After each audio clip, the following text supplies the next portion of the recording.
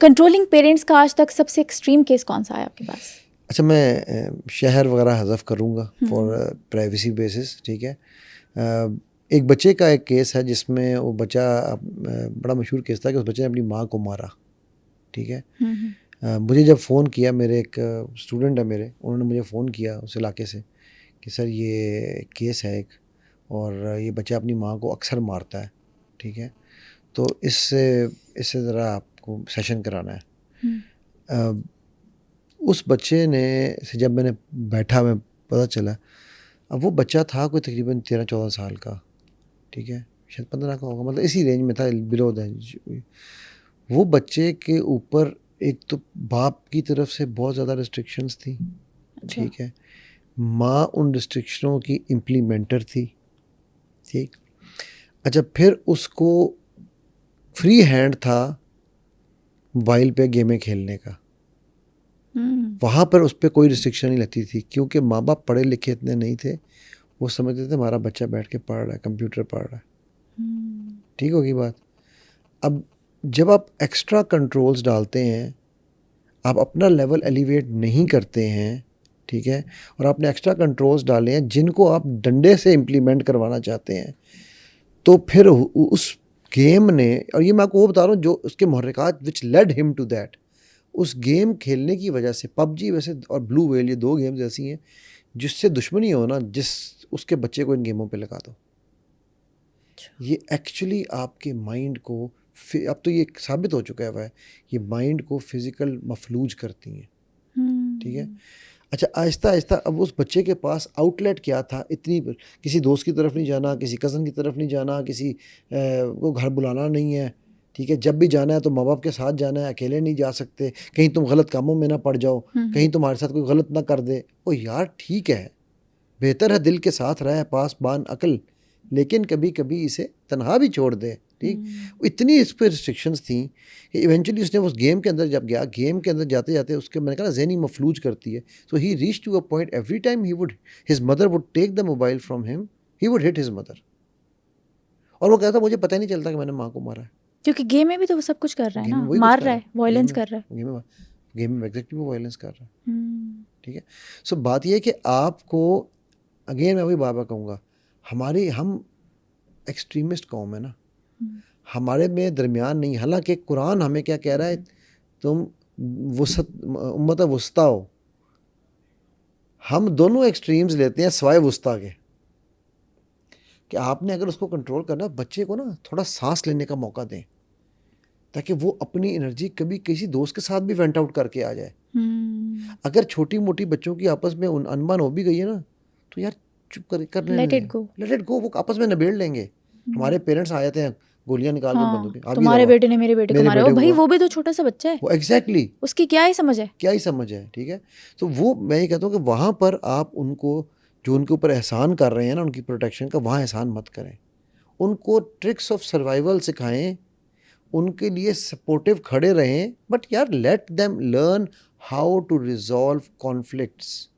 Conflict resolution इन बच्चों को, ओवर पैम्पर्ड बच्चों को नहीं आती, और जो अंडर कंट्रोल बच्चे हैं, they produce conflicts. So problem ज़्यादा कहाँ आती है, जब दोस्तियाँ यारियों में एक दोस्त जो है वो ओवर प्रोटेक्टेड है और एक दोस्त जो है वो कॉन्फ्लिक्ट मेकर है। अब ये इसके पीछे लगेगा तो काम ख़राब है, और ये इसको लाजमी खींचेगा ही खींचेगा। सो आप, over protection makes them cowards, ठीक है, एंड एक्स्ट्रा आज़ादी, बाउंड्री लेस होना मेक्स देम अग्रेसिव, और लड़ाइयाँ करते हैं वो, एंड मेकर ऑफ दैट मिसचिफ, ठीक है। तो इसलिए ये मैंने जो आपको एग्जांपल कहानी की उसकी जो स्टोरी सुनाई है, उसने अपनी माँ को मार दिया, माँ को मारा, सोचो ना, एक गेम की वजह से उसने अपनी माँ को मार दिया। असल में उसका गेम, उस बच्चे को मैं ब्लेम नहीं दे सकता, हाँ, बच्चे की तो कोई गलती नहीं है, क्योंकि 14-15 साल के बच्चे को कुछ नहीं पता होता उस चीज़ के बारे में।